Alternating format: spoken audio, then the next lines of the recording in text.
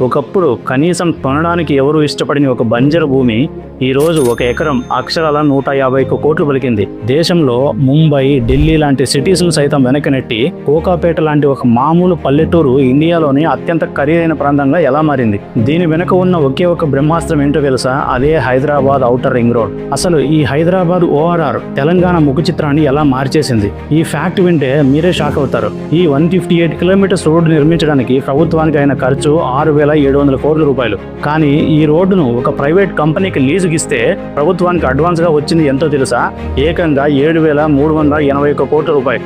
అంటే పెట్టిన పెట్టుబడి మొత్తం ఒకే ఒక సంతకంతో లాభాలతో సహా వెనక్కి వచ్చేసింది.